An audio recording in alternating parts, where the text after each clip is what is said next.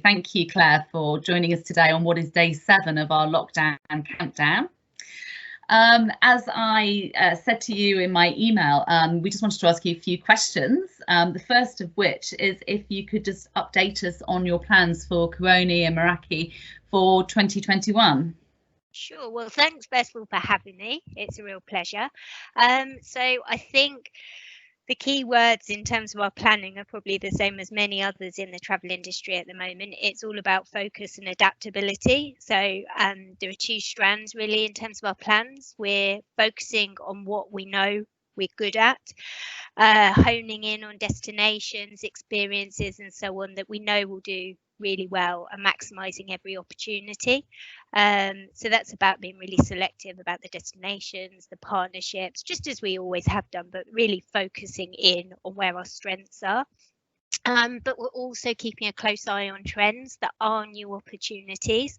We're looking at the types of travel that maybe will increase in popularity going forward into 2021, thinking about people travelling for health and well-being, special occasion trips, extended holidays, where you combine work with leisure time.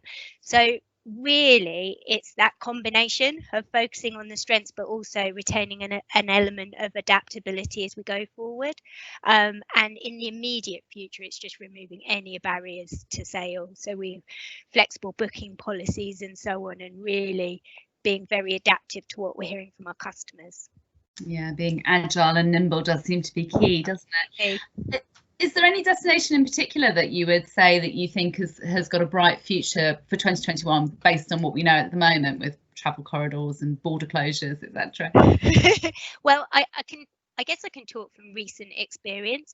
I think there will be a genuine pent-up demand for travel to the Maldives. We had the brief reopening of the travel corridor and we saw immediately the demand far outstripping the capacity that was available.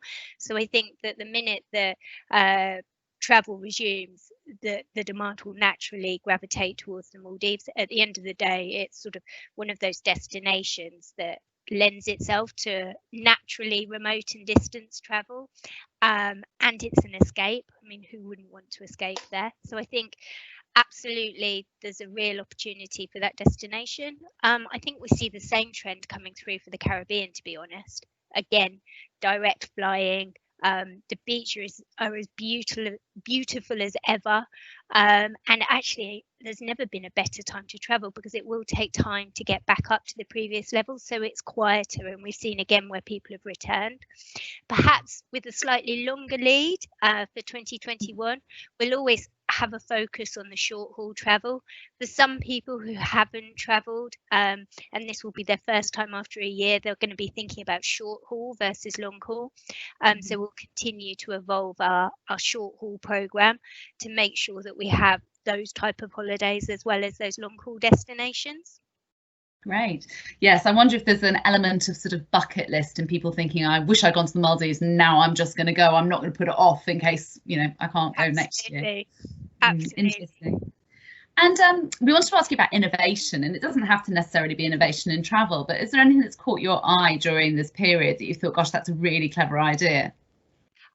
I guess what I've been really struck by is just how we've accepted sort of digital technology into our lives. So I think that's really transformed our lives on lots of different levels. I know we all joke about being zoomed out, but it has given us so many benefits, and it's really transforming the way travel operates. And I sort of see many more innovations along that as people increasingly accept digital innovation into their life. I was just literally before we spoke reading an article all about how we can use digital technology to improve the travel experience. You know, we've become used to using our phones to make reservations. We're used to using our phones to track travel information. People will be interested in seeing how what the travel restrictions are and so on. So I think technology is increasingly becoming part of our lives, and we can see ways of innovating. I mean, even as a business, we adopted video appointments at the start of the pandemic because the stores were shut. And what we've seen is that's become integral to our business. So it's not just a temporary adaptation. We've seen that people really enjoy that, and we'll continue with it. So I do think a lot of the innovation is just driving overall change in the industry. Yeah, interesting, and sort of accelerating things that might have taken years to do in that short period. That's really interesting.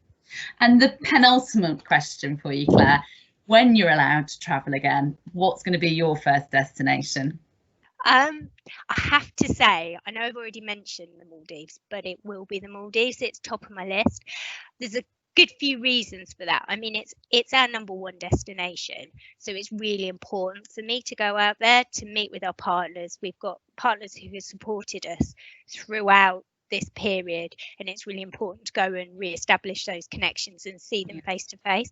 But on top of that, there's so much innovation in the Maldives. We've got new resorts that we want to go and see, and so on. So certainly from a work perspective, I'll be at the Maldives as soon as possible. Oh, how fabulous. Well, I hope to be there for a holiday. I think it could be my #1 destination once we come out of this. Absolutely. Thank you so much for your time this afternoon. We really appreciate your being part of our lockdown countdown today. Thank you very much for having me.